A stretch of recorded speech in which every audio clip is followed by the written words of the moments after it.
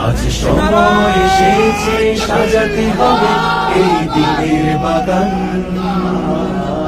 শুধু খেলায় খেলায় যেন কেটে না যায় সম্ভাবনার ক্ষণ। আজ সময় এসেছে সাজাতে হবে এই দিনের বাগান, শুধু খেলায় খেলায় যেন কেটে না যায় সম্ভাবনার ক্ষণ। কত ফুলগুলো ঝরে গেছে শাহাদাতে, তবু ভুলগুলো মারেনি তো অপঘাতে। কত ফুলগুলো ঝরে গেছে শাহাদাতে, তবু ভুলগুলো মরেনি তো অপঘাতে। ওরা আসহাবে রাসূলের জিন্দেগানি সাজে গড়ে তুলি শহীদি সোপান, গড়ে তুলি শহীদি সোপান, গড়ে তুলি শহীদি সোপান। আজ সময় এসেছে সাজাতে হবে এই দিনের বাগান, শুধু খেলায় খেলায় যেন কেটে না যায় সম্ভাবনার ক্ষণ। আমরা শুরুতে আল্লাহ রাব্বুল ইজ্জা ওয়াল জালালের দরবারে শুকরিয়া জ্ঞাপন করছি যে আল্লাহ তাআলা আমাদেরকে এরকম চমৎকার একটি পরিবেশে চমৎকার একটি বিষয়ের উপর কিছু আলোচনা শুনবার জন্য, এসে বসবার জন্য, জয়েন করবার জন্য সুযোগ করে দিয়েছেন। আমরা সবাই পড়ছি কালিমাতুশ শুকর আলহামদুলিল্লাহ। আল্লাহর দরবারে শুকরিয়া জ্ঞাপনের পাশাপাশি আমি আজকের এই হল রুমে উপস্থিত সবাইকে অন্তরের অন্তঃস্থল থেকে শুভেচ্ছা এবং মোবারকবাদ জানাতে চাই। আপনারা সেই মাগরিবের পর থেকে লম্বা একটা সময় বসে আছেন আজকের এই সেমিনারকে সার্থক করবার জন্য।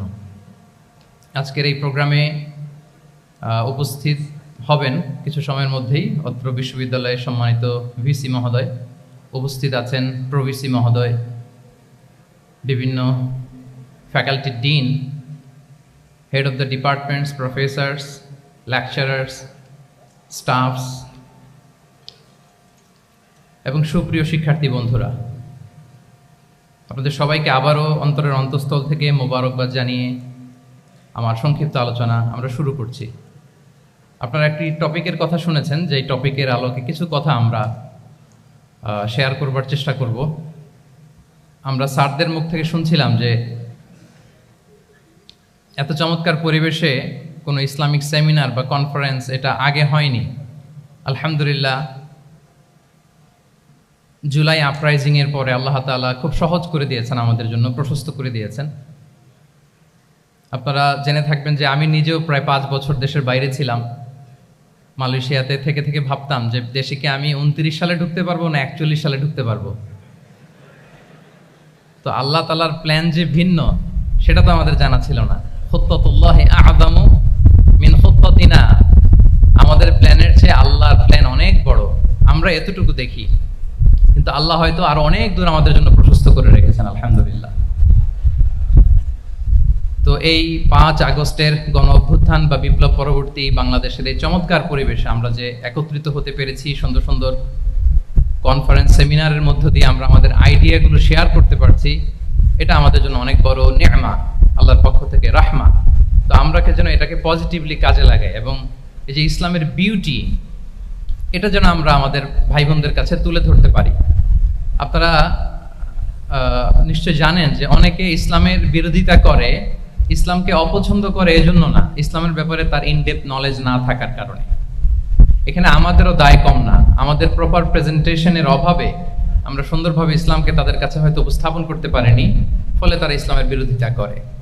তো আমাদের প্রাইম ডিউটি হচ্ছে আমরা নিজেরা ইসলামকে অনুশীলন করব এবং ইসলামের সৌন্দর্যকে, দ্য বিউটি অফ ইসলামকে আমরা অন্যের সামনে তুলে ধরব। এটা হচ্ছে আমাদের দায়িত্ব। আপনারা খুব চমৎকার সেমিনারের একটা টপিক নির্ধারণ করেছেন যে আধুনিক যুগে ইসলামিক লাইফস্টাইল। শুরুতে আমি ইসলামিক লাইফস্টাইল বলতে আসলে কি বোঝায় এই আইডিয়াটাকে, কনসেপ্টটাকে ক্লিয়ার করে আমি আমার মূল আলোচনায় যাব ইনশাআল্লাহ বিইজনিল্লাহ। এই ফ্যানটা একটু কমাতে হবে, ফ্যানের বাতাসটা সামনে একটু কমাই দিলে হবে। খুব সহজে যদি বলি, ইসলামিক লাইফস্টাইল হচ্ছে যে লাইফস্টাইল কোরআন সুন্নাহ থেকে উৎসারিত এবং যে লাইফস্টাইল হচ্ছে এন্ডোর্সড বাই ইসলাম, যে লাইফস্টাইল আমাদের প্রিয় নবী মুহাম্মদ রাসূলুল্লাহ সাল্লাল্লাহু আলাইহি ওয়া আলিহি ওয়াসাল্লাম তিনি নিজে লিড করে দেখিয়েছেন আমাদেরকে, এটাই হচ্ছে ইসলামিক লাইফস্টাইল। আই রিপিট, যে লাইফস্টাইল কোরআন সুন্নাহ থেকে উৎসারিত, যেই লাইফস্টাইলকে ইসলাম এন্ডোর্সড করে, এবং যে লাইফস্টাইল আল্লাহ রাসূল সাল্লাল্লাহু আলাইহি ওয়া আলিহি ওয়াসাল্লাম আমাদেরকে তিনি লিড করে দেখিয়েছেন, এটা একটা কমপ্লিট প্যাকেজ, একটা হোলিস্টিক প্রজেক্ট। এখানে কাটছাট করার সুযোগ নেই, মানে পিক অ্যান্ড চুজ করার সুযোগ নেই। আমার পুরো জীবনটাকেই ইসলামে অনুশাসন দিয়ে যদি আমরা পরিচালিত করি, ইসলামের ছাঁচে যদি সাজাই, সেটা হবে ইসলামিক লাইফস্টাইল। এখানে পিক অ্যান্ড চুজের কোনো সুযোগ নাই। মানে মুসলিম হইলে পার্ট টাইম মুসলিম হওয়া যায় না, ফুল টাইম মুসলিম হইতে হয়। মানে জীবনের প্রতিটা অঙ্গনে ইসলামকে আমাদের প্র্যাকটিস করতে হবে, কারণ আমরা জানি ইসলাম মানে হচ্ছে complete submission to the order of Allah, to the wish of Allah. কোনো যদি কিন্তু তবে ছাড়া আল্লাহর আদেশের সামনে নিজেকে উজাড় করে দেওয়ার নাম হচ্ছে ইসলাম। আই রিপিট, আমি আবারও বলছি, কোনো যদি কিন্তু তবে ছাড়া আল্লাহর অর্ডারের সামনে নিজেকে সঁপে দেওয়ার নাম কি? ইসলাম। সবাই বলুন তো, আল্লাহর আদেশের সামনে কোনো যদি কিন্তু তবে ছাড়া নিজেকে সাবমিট করা, এই সাবমিসিভ অ্যাটিটিউডের নাম কি? সবাই বলুন তো।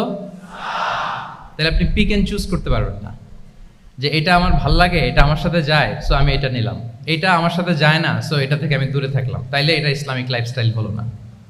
এই কনসেপ্টটা কি ক্লিয়ার সবার কাছে? এটা একটা total package, it's a total project, it's a holistic programme. আপনি আপনার সুবিধা মতো এখানে কাটছাট করতে পারবেন না, নিলে পুরোটাই নিতে হবে। তো আমরা অনেকে আবার কাটছাট করি নিজের মন মতো, তাদেরকে উদ্দেশ্য করে আল্লাহ তাআলা বলছেন, আফাতুমিনুনা বিবা'দিল কিতাবি ওয়া তাকফুরুনা বিবা'দ। তোমরা কি আল্লাহর কিতাবের কিছু অংশ মানো আর কিছু অংশ তোমরা অস্বীকার করো? এটা তোমাদের পলিসি? জেনে রেখো, ওয়ার্নিং দিচ্ছেন যে তোমাদের পলিসি যদি এইটা হয়, তাহলে এই দুনিয়াতে আছে তোমাদের জন্য লাঞ্ছনা, আর আখিরাতে তোমাদেরকে শাস্তির মুখোমুখি হতে হবে। তাহলে কাটছাট করার সুযোগ নেই। আমরা যেটা করি, নামাজ, রোজা, হজ, জাকাতের মতো এই যে আনুষ্ঠানিক ইবাদতগুলো, এগুলোতে আমরা ইসলামকে খুব মানি, ইসলামের অনুশাসন মানি। কিন্তু আমাদের ব্যক্তি জীবন, পারিবারিক জীবন, সামাজিক জীবন, আমার ডিলিংসগুলো, আমার ট্রেড, আমার বিজনেস, আমার ব্যবসা, আমার বিয়ে শাদী, আমার বিহেভিয়ার, এগুলোকে অনেক সময় আমরা ইসলামের অনুশাসন অনুযায়ী মানতে চাই না। এগুলোর ক্ষেত্রে আমরা অনেক সময় ইসলামের অনুগামী হই না। এইখানে একটা ঝামেলা রয়ে গেছে আমাদের। কিন্তু মূল কথা হচ্ছে, আপনি ইসলামকে মানলে দ্য টোটাল প্যাকেজ আপনাকে মানতে হবে। এখানে কাটছাট করার কোনো সুযোগ আছে বলেন তো? আওয়াজ করে বলেন, কোন কাটছাটের সুযোগ কি আছে? কারণ কমপ্লিট প্যাকেজ, কমপ্লিট প্যাকেজ। জীবনের প্রতিটি অঙ্গনকে ইসলামের অনুশাসন দিয়ে সাজানো, বা জীবনের প্রতিটি অঙ্গনে ইসলামকে অনুশীলন করার নামই হচ্ছে ইসলামিক লাইফস্টাইল। মূলত ইসলামই একটা lifestyle. Islam is not merely a set of beliefs and rituals, rather it's a lifestyle. ইসলাম নিজেই একটা lifestyle that emphasizes justice, spirituality, integrity and modesty. আপনি যদি নিতে চান, আপনাকে পুরোটাই নিতে হবে, তাহলে কাটছাট করার সুযোগ নেই। এটা হচ্ছে প্রথম, first and foremost reminder tonight, যে ইসলাম একটা টোটাল প্যাকেজ, একটা কমপ্লিট প্রোগ্রাম, একটা হোলিস্টিক প্রোগ্রাম। এখানে পিক অ্যান্ড চুজ করতে পারবো না আমরা। আপনি যদি আমাকে ইসলামী লাইফস্টাইলের উপরেই সেমিনারে কথা বলতে বলেন, I must say you have to take the entire package, পুরোটাই আপনাকে নিতে হবে। এই আইডিয়াটা ক্লিয়ার হয়েছে আমাদের সবার কাছে? সবার কাছে ক্লিয়ার তো? তাহলে পিক অ্যান্ড চুজ করবো নাকি? শুনি নাই সবার কাছ থেকে। পিক অ্যান্ড চুজ করা যাবে? কাটছাট করা যাবে? কিছু কিছু রুলস এন্ড রেগুলেশন আমার খুব ভালো লাগে, আমার জন্য খুব সুবিধা হয়, ওইটা নিলাম, বাকিগুলা কাটছাট করে দিলাম। তার মানে সহজভাবে পার্ট টাইম মুসলিম হওয়ার কোনো সুযোগ নেই, হলে ফুল টাইম হতে হবে। কাস্টমাইজড ইসলামের কোনো সুযোগ নেই, টোটাল প্যাকেজটাকে আমার অ্যাডাপ্ট করতে হবে। এটা হচ্ছে ইসলামিক লাইফস্টাইল। তো আজকের এই সেমিনারে আমি কিছু ট্রেটস বা the core values of Islamic lifestyle আপনাদের সাথে শেয়ার করবার চেষ্টা করব, যাতে করে ব্যাপারটা আরও ক্রিস্টাল ক্লিয়ার হয় যে আসলে what is Islamic lifestyle all about. আসলে এটা কি, কিভাবে এটা আমরা অ্যাডাপ্ট করব, কিভাবে এটার সাথে নিজেকে খাপ খাওয়াবো, কিভাবে এটা আমরা প্র্যাকটিস করব। তাহলে প্রাথমিক কথা অলরেডি ডান, যে কাটছাট আমরা করব না, পিক অ্যান্ড চুজ করবো না, টোটাল প্রোগ্রামটাই আমরা নেওয়ার চেষ্টা করব। তো এখন আমরা কিছু কোর ভ্যালিউজের কথা বলবো, যেগুলো দিয়ে ইসলামিক লাইফস্টাইলের মূল ধরনটা আমাদের কাছে ক্লিয়ার হবে। ইসলামিক লাইফস্টাইলের কথা যদি আমাদেরকে বলতে হয়, প্রথম যেই ট্রেড, যে ক্যারেক্টারিস্টিক্স বা ভ্যালিউর কথা আমাকে বলতে হবে, সেটা হচ্ছে দ্য কনসেপ্ট অফ হালাল and haram. If there is no halal and হারাম, there is no Islamic lifestyle, for sure I am telling you. যদি হালাল হারাম না থাকে, এটা যদি আমরা মেনটেন না করি, এটা কোশ্চিন কালো ইসলামিক লাইফস্টাইল হবে না। আপনাকে হারাম থেকে যোজন যোজন দূরে থাকতে হবে, আর হালাল দিয়ে জীবনটাকে সাজাতে হবে। কারণ যেখানেই হালাল সেখানেই বারাকা। রিপিট, আমি আবারও বলছি, যেখানেই হালাল সেটার মধ্যে কি? হারামে কোনো বারাকা আছে? হারামে আছে অস্থিরতা, সাময়িক উন্মাদনা, এর ভেতরে বারাকা নাই। হালালের ভেতরে আল্লাহ তাআলা বারাকা ঢুকিয়ে দিয়েছে। আচ্ছা, আপনারা বলুন তো, গরুর গোশত খাওয়া এটা হালাল না হারাম? হালাল। কুকুরের গোশত খাওয়া হালাল না হারাম? আচ্ছা, গরু বছরে বাচ্চা দেয় কয়টা? গাভী? আচ্ছা, একটা। কুকুর দেয় কয়টা? কয়টা? 7টা, 8টা, 10টা? ফ্যামিলি প্ল্যানিং নাই তো? দেদারসে দিচ্ছে। আচ্ছা, গরু হালাল, কুকুর হারাম। গরু বাচ্চা দেয় কয়টা? কুকুর দেদারসে দিচ্ছে। তারপরেও বলেন, আমাদের এই যে বাংলাদেশে আমাদের কুরবানির ঈদে লক্ষ লক্ষ গরু জবাই হয়, বিয়ের অনুষ্ঠানগুলোতে এত গরুর গোশত আমরা খাই, প্রতিদিনের চাহিদা মেটানোর জন্য তো কত গরু কোরবানি করা হয়। এরপরে বলেন, বাংলাদেশে গরু বেশি না কুকুর বেশি?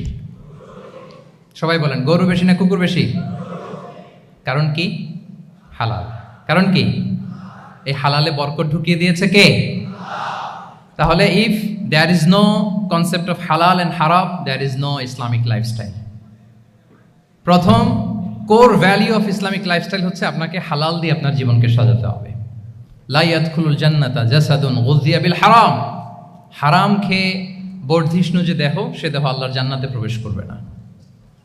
মানে whatever you consume, it should be halal. এটা হালাল হইতে হবে। শুধু যেটা আপনি খাচ্ছেন এটাই না, কুলু মিম্মা ফিল আরদি হালালান তাইয়্যিবা, আল্লাহ তাআলা বলেছেন যেটা কনজিউম করবো হালাল হবে, হালাল হতে হবে। তো এটা শুধু এত ন্যারো কনসেপ্ট না, আপনার জীবনের সবটাই হালাল হতে হবে। ইউর ফুড শুড বি হালাল, ইউর ড্রিঙ্ক শুড বি হালাল, ইউর ইনকাম শুড বি হালাল, ইউর ফ্যাশন শুড বি হালাল, ইউর এন্টারটেইনমেন্ট শুড বি হালাল। সব কিছু হালাল হইতে হবে। আমরা অনেকে যে ভুলটা করি, আমরা খাওয়ার ক্ষেত্রে শুধু হালাল খুঁজি, এরকম অনেকে করে, কিন্তু অন্যান্য ক্ষেত্রে হালাল হারামের বাজ বিছান নাই। আমি একটা উদাহরণ প্রায়ই দেই, দেখবেন যে আমাদের বাংলাদেশের সরকারি অফিসগুলোতে তো ঘুষ চলে নাকি? আল্লাহ ঘুষ থেকে এই জাতিকে তুমি হেফাজত করো। আচ্ছা, দেখবেন যে আমাদের বিভিন্ন সরকারি অফিসগুলোর মুসলিম কর্মকর্তারা, তারা ওয়াইন খায় না। আমি দেখেছি, থাইল্যান্ডে গিয়েছে, চায়না গিয়েছে অফিসের কাজে, ওখানে হালাল রেস্টুরেন্টগুলো খোঁজে, কারণ মুসলিম, তার হালাল খাইতে হবে। তো সে ওয়াইন খায় না, পর্ক খায় না, কারণ ইসলামে এটা হারাম। আবার অনেক হিন্দু কর্মচারী, সে আবার গরুর গোশত খায় না, কারণ কি তার ধর্মে ওইটা হারাম। কিন্তু এই মুসলিম কর্মচারী, হিন্দু কর্মচারী দুইজনের নির্বিশেষে মাশাআল্লাহ ঘুষ খায়। এরকম হয় না? দেখেন, মুসলিম ওয়াইন খায় না, পর্ক খায় না, তার ধর্মে হারাম। আমার হিন্দু ভাই গরুর গোশত খায় না, এটা তার ধর্মে হারাম। কিন্তু ঘুষ আবার দুই ধর্মে হালাল নাকি? হ্যাঁ, হালাল। তার মানে ওই যে pick and choose, you got the point, right? Pick and choose করেছে যে আমার ধর্মের এই এই নিয়ম আমি মানবো, কারণ এটা আমার জন্য খুব ফ্লেক্সিবল, এটা খুব ভালো লাগে। কিন্তু যেটা কঠিন হয়ে যাচ্ছে, যেটা তার বিরুদ্ধে দাঁড়াচ্ছে, ওইটা সে মানে না। তাহলে পিক এন্ড চুজ করার কোনো সুযোগ। আমরা আমাদের গোটা জীবনকে হালাল দিয়ে সাজাইতে হবে, তাহলে your lifestyle will be Islamic lifestyle. এই কথাটা কি বুঝতে পেরেছেন? তাহলে ইউর ফুড শুড বি হালাল, ইউর ড্রিঙ্ক শুড বি হালাল, ইউর ফ্যাশন শুড বি হালাল, ইউর ইনকাম শুড বি হালাল, ইউর এন্টারটেনমেন্ট শুড বি হালাল, even your relationship should be হালাল। ব্যাপার কি? এটার এত আওয়াজ বেড়ে গেল।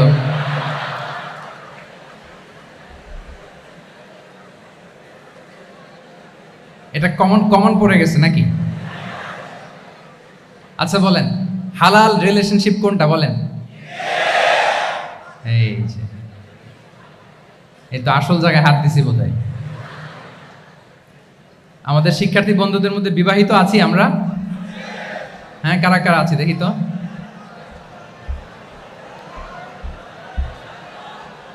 দেখি দেখি, মাশাআল্লাহ মাশাআল্লাহ, ঠিক আছে ঠিক আছে। আমাদের বোনরা উপরে আছেন, মাশাআল্লাহ, অনেকে হাত তুলেছেন, আলহামদুলিল্লাহ। এই তো আমাদের যারা হাত তুলছেন তাদের জন্য একটা তাকবীর দেই আমরা, আল্লাহু আকবার।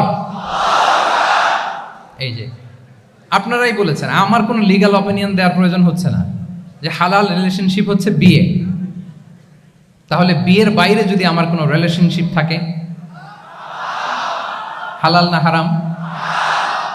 ফতোয়া দিচ্ছে কে? আমি? আপনারাই দিচ্ছেন। বলেন, বিবাহ পরবর্তী কোনো যদি এক্সট্রা ম্যারিটাল রিলেশনশিপ থাকে, এটা ইসলামে হালাল না হারাম? তাইলে pre marriage relationship, after marriage relationship, এটা শরীয়তে হারাম। তো এই হারাম যদি আমি এই হারামের সাথে যদি নিজেকে জুড়ে দেই, তাহলে আমার লাইফস্টাইল এটা ইসলামিক লাইফস্টাইল হতে পারে না। আমরা বিয়ের মতো পবিত্র বন্ধনের মধ্য দিয়ে আমরা আমাদের দাম্পত্য জীবনকে উপভোগ করব। আল্লাহ তৌফিক দান করুক। এই যে অনেকে হাত তুলে ফেলছে, মাশাআল্লাহ, তার মানে সেকেন্ড ইয়ারে আছে, ফার্স্ট ইয়ারে আছে, থার্ড ইয়ারে আছে, আলহামদুলিল্লাহ, হালাল রিলেশনশিপে তারা গিয়েছে, মাশাআল্লাহ। তাহলে হালাল এন্ড হারামের ব্যাপারে যদি আমরা বলি, আমাদের পুরো জীবনের প্রতিটি অঙ্গন আমরা হালাল দিয়ে সাজাবো। কি বলেন? পারা যাবে তো ইনশাআল্লাহ? হারামের সাথে আমাদের কোনো সম্পর্ক আছে? হ্যাঁ, আমরা সবকিছু হালাল দিয়ে সাজাবো তো? হারামকে আমরা না বলে দিব, না, নো।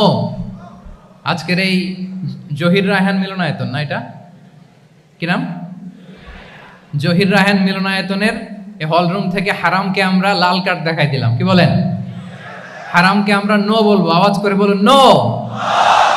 ওকে, নো টু হারাম। তাহলে দ্য কনসেপ্ট অফ হালাল এন্ড হারাম আশা করি আমাদের কাছে ক্লিয়ার। আমরা হালাল দিয়ে নিজেদের জীবনকে সাজাবো, হারামের সাথে আমাদের কোনো সম্পর্ক নাই। তাহলে একটা ট্রেড আমরা শেয়ার করলাম, একটা কোর ভ্যালু শেয়ার করলাম, যে আমরা যদি হালাল মেনটেন করতে পারি আমাদের জীবনে, এটা হচ্ছে one of the core values of Islamic lifestyle. 2 নম্বর হচ্ছে, ইসলামিক লাইফস্টাইলটা বেসিকলি এটা একটা প্রোডাক্টিভ লাইফস্টাইল। মানে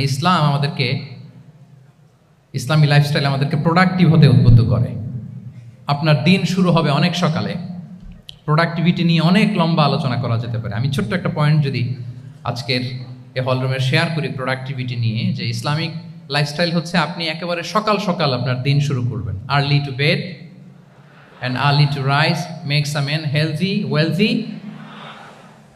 সবাই তো শিখেছি এটা, যে আগে আগে ঘুমোতে যাও, আগে আগে ঘুম থেকে জাগো, তুমি ধনী হবে, তারপর তুমি প্রজ্ঞাবান হবে, তুমি সুস্বাস্থ্যের অধিকারী হবে। এটা হচ্ছে ইসলামিক লাইফস্টাইলের একটা কোর ভ্যালিউ। সকাল সকাল দিন শুরু করা, মানে সানরাইজের আগে আমার সকাল শুরু হবে। কাজী নজরুলের যে কবিতা, সূর্যি মামা জাগার আগে উঠবো আমি জেগে, পড়েছি আমরা সবাই, কিন্তু হয়তো মানা হয় না। তো এই যে সকাল সকাল ঘুম থেকে ওঠা, এটা যদি আপনার মধ্যে না থাকে, এটা ইসলামিক লাইফস্টাইল হতে পারে না। You must be a morning person. সকাল সকাল উঠতে হবে। আপনার সময় এমনভাবে মেনটেন করবেন আপনি, যে সকাল সকাল ফজরের পর থেকে আপনি অ্যাক্টিভ। তার মানে you have to wake up early, you have to sleep early. একজন মর্নিং পারসন যদি না হন, এটা ইসলামিক লাইফস্টাইল হবে না। এর কারণ আল্লাহ রাসূল সাল্লাল্লাহু আলাইহি ওয়া আলিহি ওয়াসাল্লাম আমাদেরকে সকালে জেগে থাকার ব্যাপারে ইন্সপায়ার করেছেন, এবং তিনি দোয়া করেছেন এই উম্মার জন্য স্পেশালি, যে এই সময়টা এটা ফুল অফ বারাকা, ফুল অফ ব্লেসিংস। তিনি দোয়া করেছেন, আল্লাহুম্মা বারিক লি উম্মতি ফি বুকুরিহা। আল্লাহ এই উম্মতের বুকুরটা, মানে সকালের সময়টা, লেটস সে সানরাইজের পরে 3-4 ঘন্টা, এই সময়টাকে আল্লাহ আপনি বরকত দিয়ে ভরে দেন। এই সময়টাতে ঘুমানো যাবে না, এটা হচ্ছে বরকতের সময়। এবং আল্লাহ রাসূল সাল্লাল্লাহু আলাইহি সাল্লাম যদি কোনো সামরিক অভিযান প্রেরণ করতেন, এই টাইমে প্রেরণ করতেন, এই বুকুরের টাইমে। এবং সাহাবারা তাদের কোনো ট্রেড ক্যারাভান, ব্যবসায়িক কাফেলা যখন সেন্ড করতেন, এই টাইমটাতে সেন্ড করতেন, কারণ এই টাইমটাতে বারাকা। তো এখন নিজের সাথে মিলিয়ে নেন যে এই টাইমটাতে আমরা কি করি। আমি জানি না আপনাদের কি অভ্যাস। আমি এসে তো শুনলাম যে জাহাঙ্গীরনগর বিশ্ববিদ্যালয়ে নাকি যতজন শিক্ষার্থী, মানে ততজনের জন্য এখানে আবাসনের ব্যবস্থা আছে। বাংলাদেশের কোনো ইউনিভার্সিটিতে নাকি এটা নেই। আলহামদুলিল্লাহ, অসাধারণ প্রিভিলেজ, এখানে অনেক সুন্দর সুযোগ।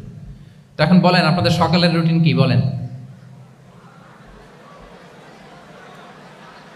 ঘুমিয়ে থাকেন না জেগে থাকেন? হ্যাঁ, আচ্ছা, ফজরের পরে আমরা ঘুমাই কারা কারা দেখি? সর্বনাশ। আচ্ছা ঠিক আছে, হাত নামান। আচ্ছা, ফজরের পরে আমরা একটু এক্সারসাইজ করি, পড়াশোনা করতে বসি কারা কারা? মাশাআল্লাহ, আছে কিছু, ঠিক আছে, হাত নামান। এবার দুইবারের একবারও যারা হাত তুলেননি তারা হাত তুলেন। আপনারা কি করেন? এইটা এইটা হ্যাঁ, ডিভাইস।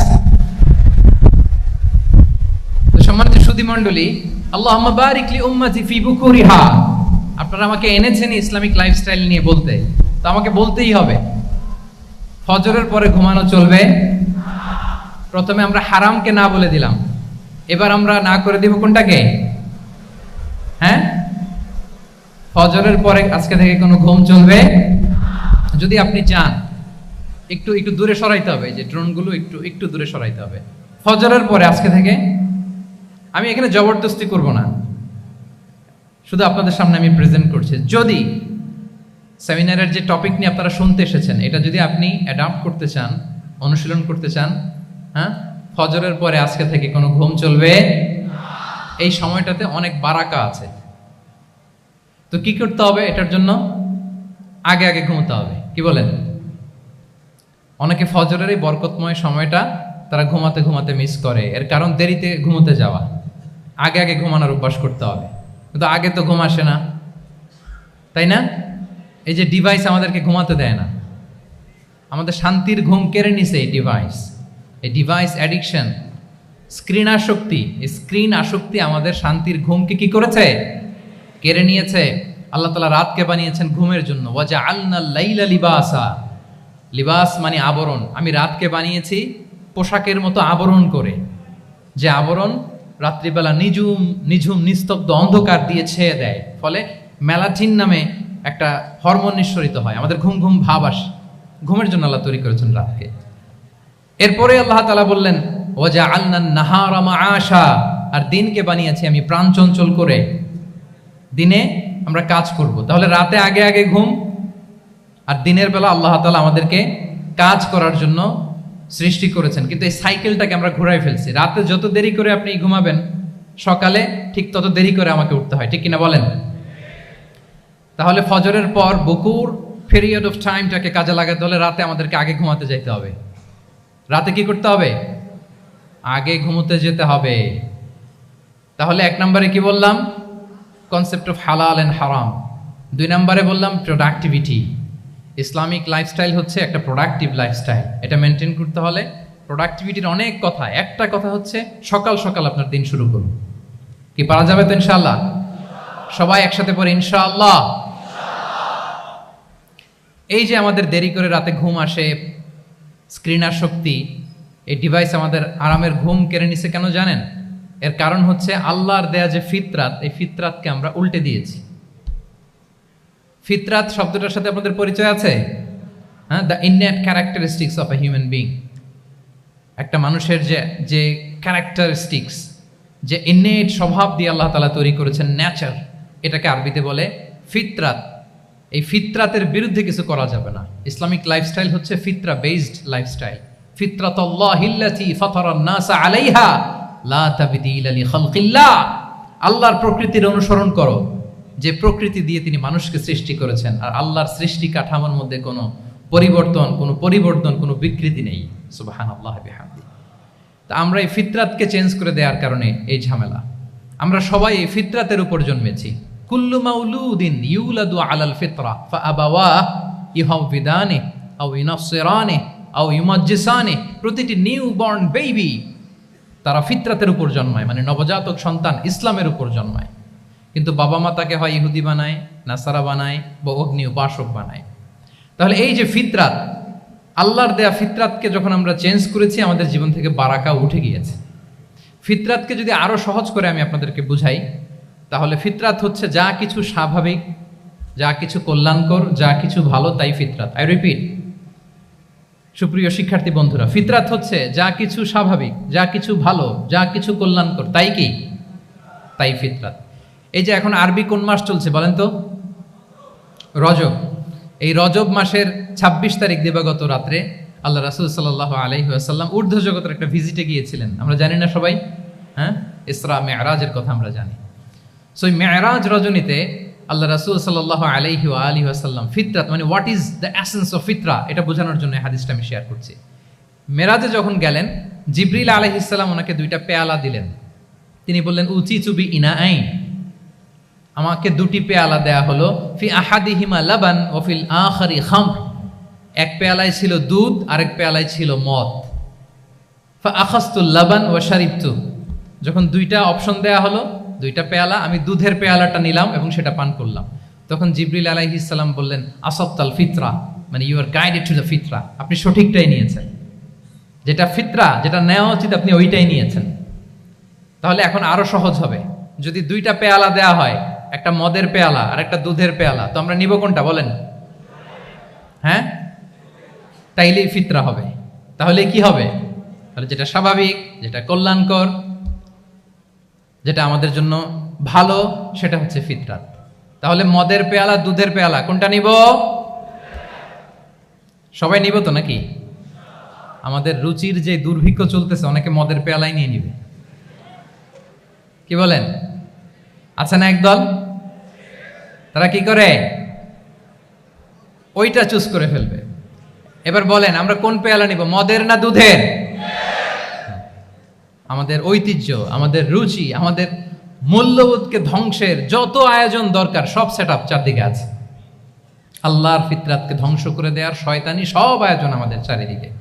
বাট আপনাকে রাইট থিংটা চুজ করতে হবে। তাহলে রাসূল সাল্লাল্লাহু আলাইহি ওয়াসাল্লামকে দুধ দেয়া হলো, মদ দেয়া হলো, তিনি নিলেন দুধের পেয়ালা। তাহলে এটা হচ্ছে ফিতরাত। এটা কি ফিতরাত? এভাবে সব কিছু চেঞ্জ করে দেওয়া হয়েছে।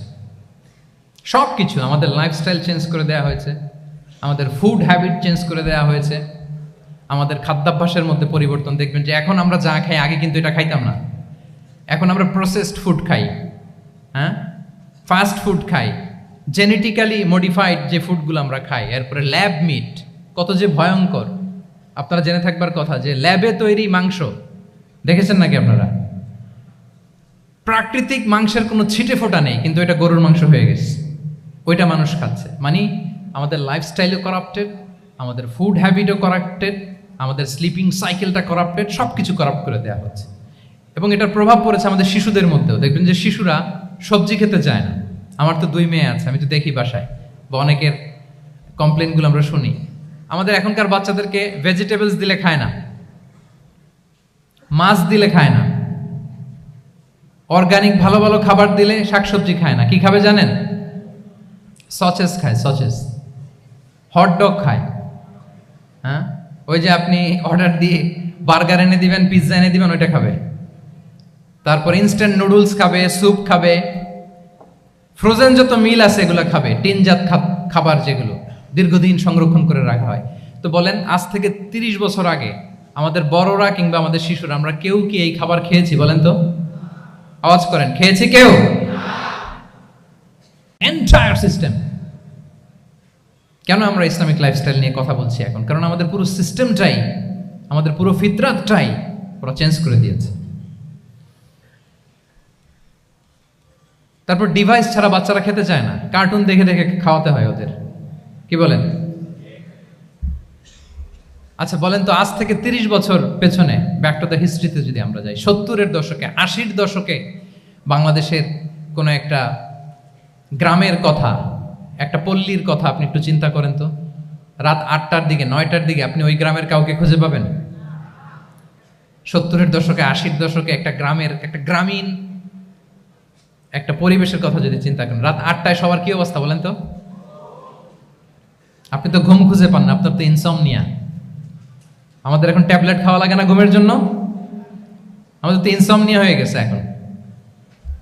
কিন্তু আজ থেকে বেশি দূরে না, 30 বছর আগের একটা গ্রামীণ পরিবেশের রাত 8টার পরিবেশ হচ্ছে সবাই ঘুম।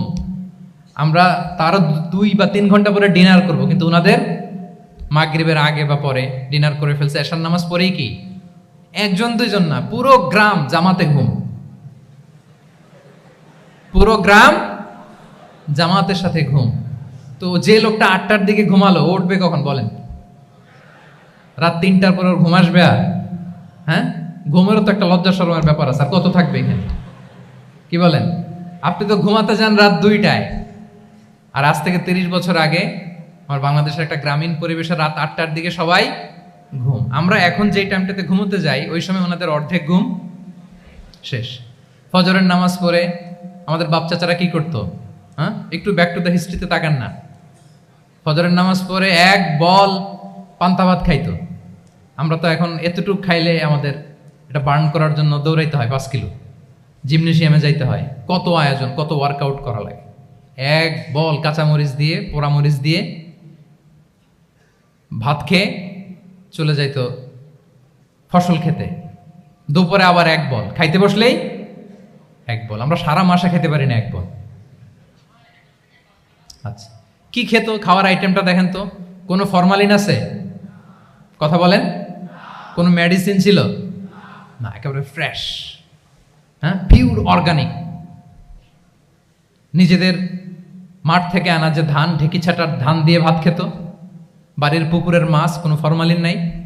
নিজের চাষ করা সবজি খেত, গোয়ালের দুধ খেত।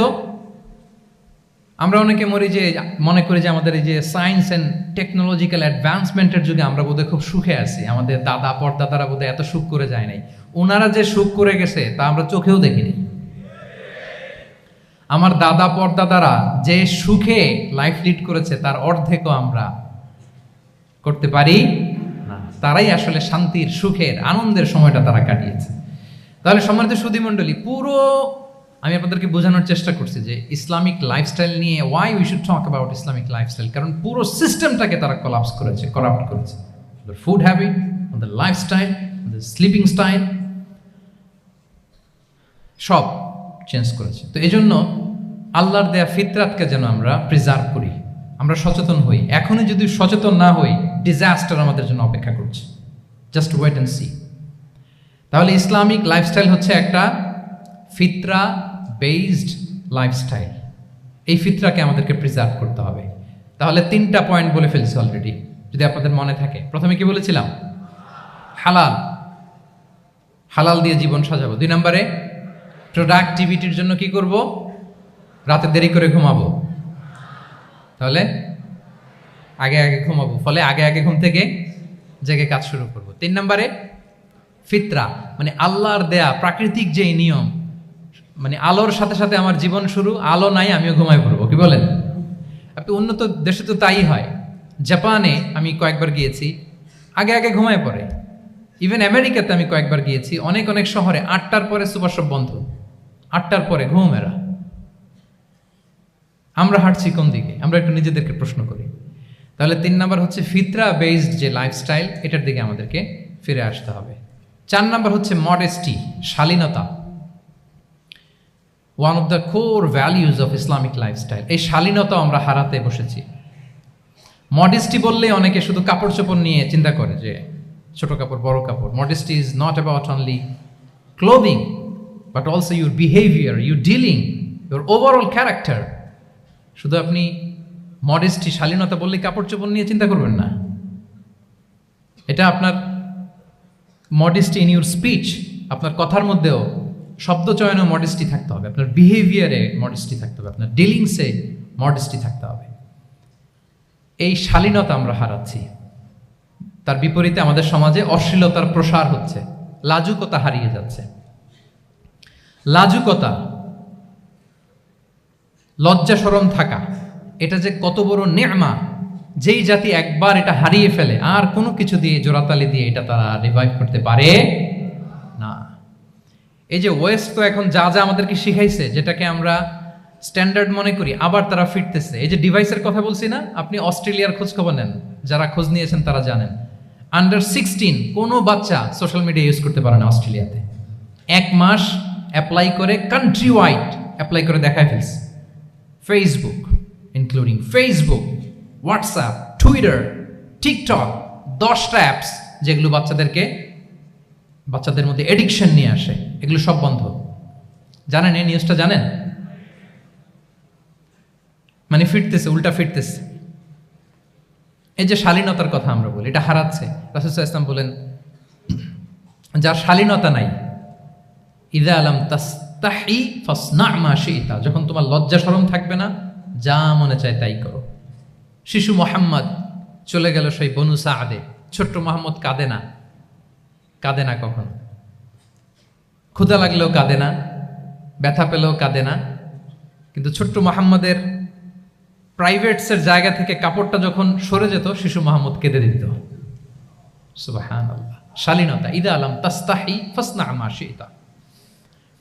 রাসূল সাল্লাল্লাহু আলাইহি ওয়াসাল্লাম বলেছেন, যদি তোমার লজ্জা শরম না থাকে, লজ্জা শরমের মাথা যদি তুমি খাও, তুমি সব করতে পারবা, তোমাকে দিয়ে সব সম্ভব। তাহলে এই শালীনতা, এটা অনেক বড় নেয়ামত। সম্মানিত বন্ধুরা, আজকে দিনকে দিন আমাদের সমাজ থেকে শালীনতা হারিয়ে যাচ্ছে, লাজুকতা হারিয়ে যাচ্ছে।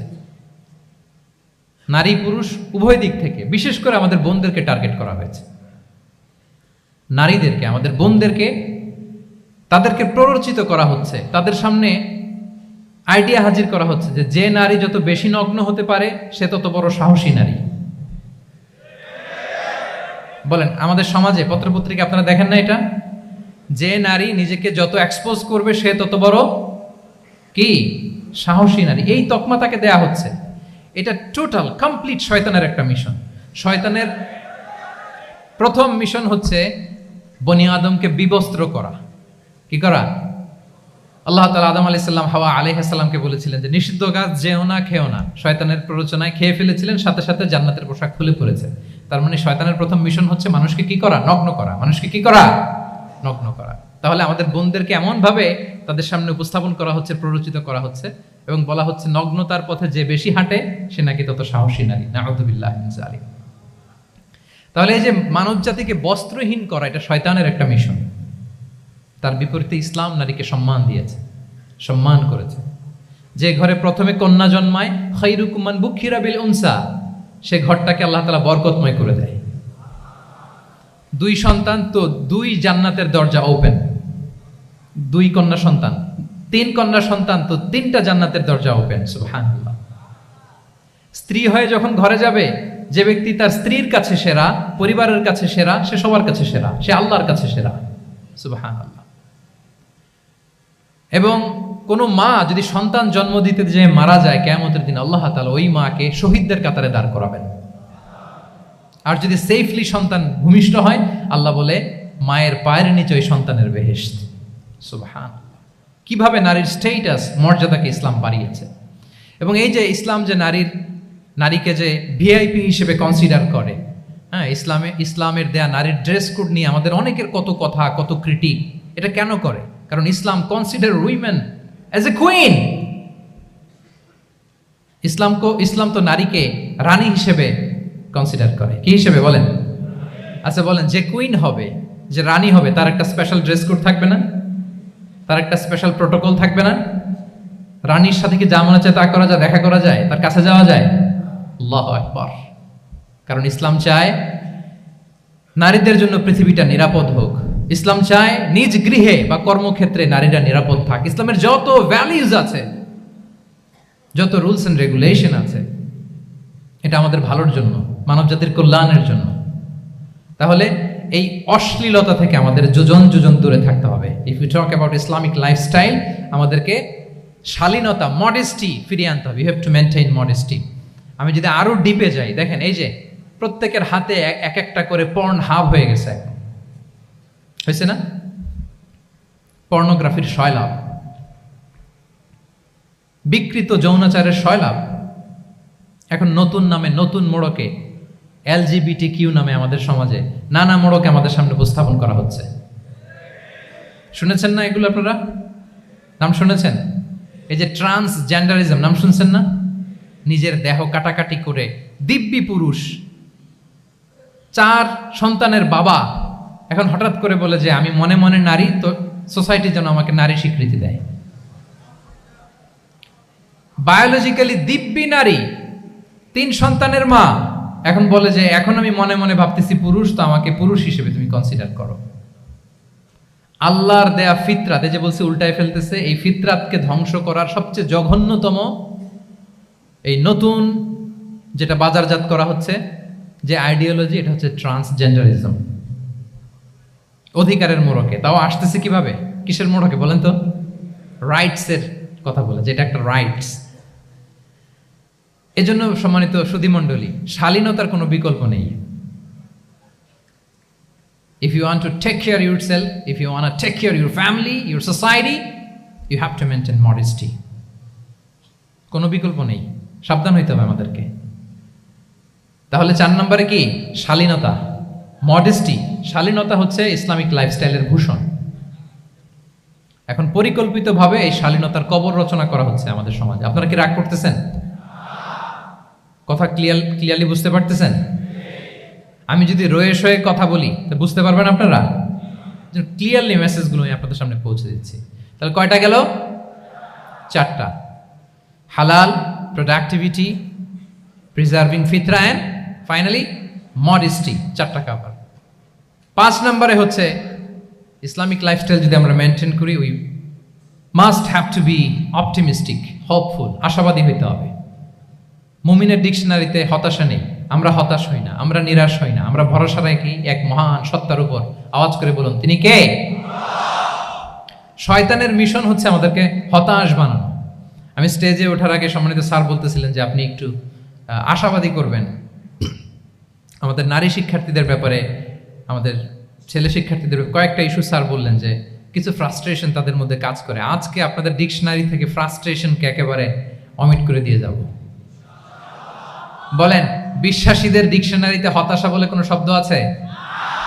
ফ্রাস্ট্রেশন আছে? কারণ শয়তানের মিশন হচ্ছে আমাদেরকে হতাশ বানানো। কি বানানো? শয়তান আমাদেরকে আশাবাদী করতে চায় না, সে চায় আমরা যেন হতাশ হই। আমি ভুল করেছি, পাপ করেছি, অন্যায় করেছি, তো শয়তান সেই পাপের সাগরে আমাকে হাবুডুবু খাওয়াতে চায়, বলে আর অনেক ভুল হয়ে গেছে, অনেক দূর তুই চলে এসেছিস, আর আল্লাহ তোকে ক্ষমা করবে না, থাক এখানেই থাক, করতে থাক। এরকম শয়তান টেম্পটেশন দেয়, প্রভোকেশন করে। কিন্তু শয়তান জানে না যে আল্লাহর রহমতের দরিয়া কত বড়।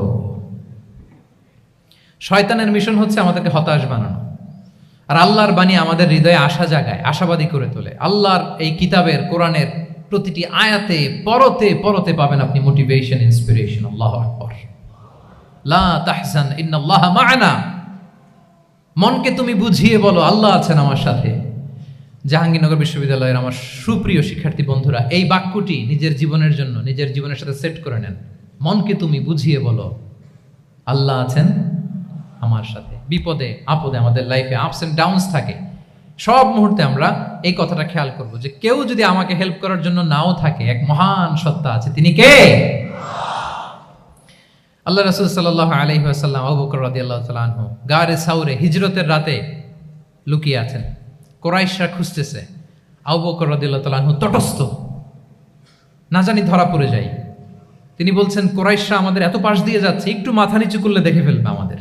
রাসূল সাল্লাল্লাহু আলাইহি ওয়াসাল্লাম বললেন যে ভয় পেও না। আবু বকর, তুমি কি ভেবেছো আমরা এখানে গুহাতে 2 জন? না না, এই গুহায় আমরা 2 জন নই, আমাদের সাথে একজন মহান সত্তা আছে। তিনি কে?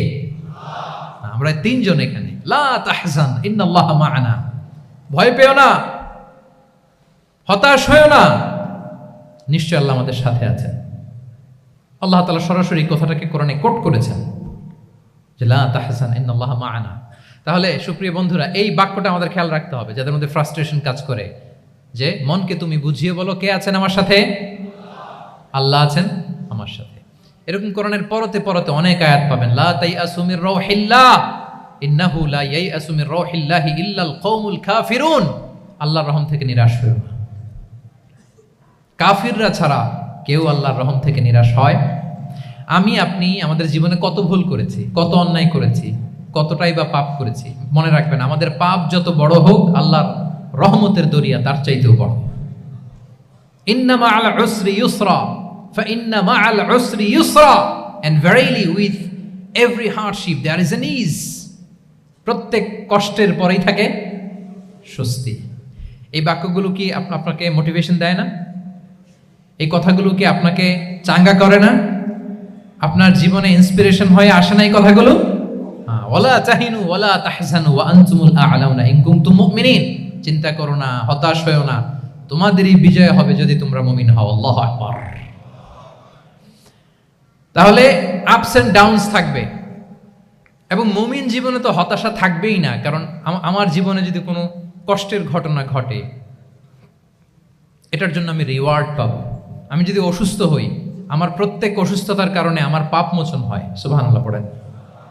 আপনার জ্বর হয়েছে, এই জ্বরের কারণে আল্লাহ আপনার গুনাহ মাফ করবেন। আপনি ব্যথা পেয়েছেন, অসুস্থ হয়েছেন, আল্লাহ তাআলা গুনাহ মাফ করে দিবে। তাহলে হতাশার কোনো সুযোগ আছে বলেন? না। মুমিন জীবনে হতাশার কোনো সুযোগ নেই। রাসূল সাল্লাল্লাহু আলাইহি ওয়াসাল্লাম বলেন, মা ইউসিবুল মুসলিমা মিন নাসাব ওয়ালা ওয়াসাব ওয়ালা হাম্মিন ওয়ালা হুজনিন ওয়ালা আযান ওয়ালা গাম্মিন হাত্তা শাওকাতি ইউশাকুহা ইল্লা কাফারাল্লাহু বিহা মিন খাতায়া। মুমিন জীবনে যত ব্যথা, কষ্ট, দুঃখ, এমনকি ফল পাড়তে যে গাছের কাটার খোঁচা যদি খান, রাসূল সাল্লাল্লাহু আলাইহি ওয়াসাল্লাম বলেন ওই খোঁচার ব্যথার কারণে আল্লাহ তোমার গুনাহ মাফ করে দেয়। কেউ অসুস্থ হয়ে রাসূল সাল্লাল্লাহু আলাইহি ওয়াসাল্লামের কাছে আসলে রাসূল সাল্লাল্লাহু আলাইহি ওয়াসাল্লাম কি বলতেন জানেন? কেউ জানেন? লা বাস আলাই তুহুরুন ইনশাআল্লাহ। তিনি বলতেন, আরে don't worry about it, it will cleanse up your scenes. ভয় পেও না, আরে এই অসুস্থতা, এটার কারণে আল্লাহ তোমার গুনাহ মাফ করে দিবে। সুবহানাল্লাহ। তাহলে অসুস্থ ব্যক্তি আর উজ্জীবিত হতো না? রাসূল সাল্লাল্লাহু আলাইহি ওয়াসাল্লাম অসুস্থ ব্যক্তিকে দেখলেই মাথায় হাত বুলিয়ে দিতেন, দোয়া করতেন, আল্লাহুম্মা রাব্বান নাস আযহিবিল বাস ইশফি আনতা শাফি, দোয়া করে দিতেন। আর বলতেন, আরে ভয় পেও না, এই অসুস্থতা তোমার গুনাহ মাফ করে দিচ্ছে। তাহলে অসুস্থতার মধ্যেও তারা উজ্জীবিত হতো। আমরা মানুষকে আশাবাদী করব, ভয় দেখাবো না।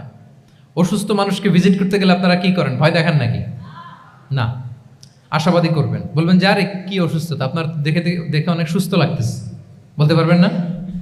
কিন্তু আমরা কি করি? কেউ অসুস্থ হইলে ওই অসুস্থতায় সবচেয়ে কষ্ট পেয়ে যে মারা গেছে তার হিস্ট্রি বলা শুরু করি। এরকম করে না অনেকে? ধরেন যে একজন ক্যান্সারের পেশেন্টকে দেখতে গেছেন, এইবার যে আপনার কোন খালা ক্যান্সারে কিভাবে ধুকে ধুকে মরছিল, ওই হিস্ট্রি আপনি বয়ান দিতে শুরু করছেন। বেচারা বাঁচবে? যা একটু সুস্থ ছিল ওইটাও তো অসুস্থ বানাই দিচ্ছেন। কি বলেন? তাহলে ইসলাম আমাদেরকে আশাবাদী করে। প্রিয় ভাই এবং বোনেরা, কি করে? আশাবাদী করে। আমরা যদি আমাদের কোনো প্রিয়জনকে হারাই, আমরা আশাবাদী হয়েই হারাই, কারণ তাকে আমি চিরকালের জন্য হারাচ্ছি না। আপনি আপনার আব্বাকে হারাচ্ছেন তো কি হয়েছে? বাপ হারায় তো কাঁদবে নাস্তিক। কি বলেন? নাস্তিকদের তো মরার পরে নাকি আর কিছু নাই।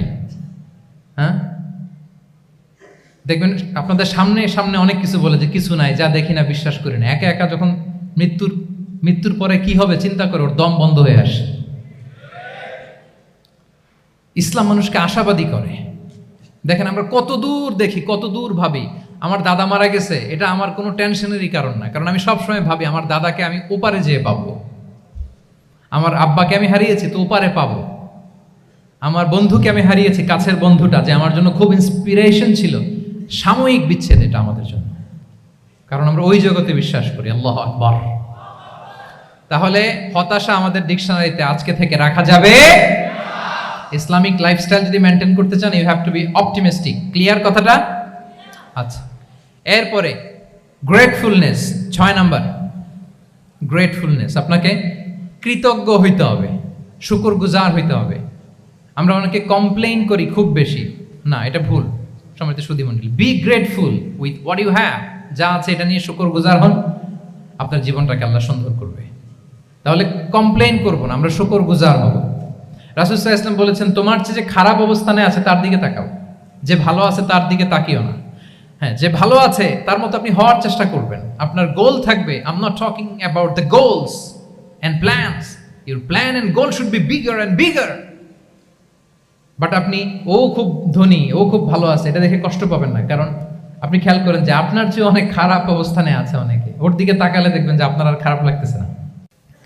শেখ সাদি রাহিমাহুল্লাহ, বিখ্যাত কবি, নাম শুনেছেন না? ওনার একবার পায়ে দেওয়ার মতো জুতা ছিল না। কি ছিল না? সবাই বলুন, কি ছিল না? জুতা। তো উনি একবার রাস্তা দিয়ে হাঁটতেছেন, হঠাৎ দেখেন এক লোকের 2টা পাই নাই। কি নাই?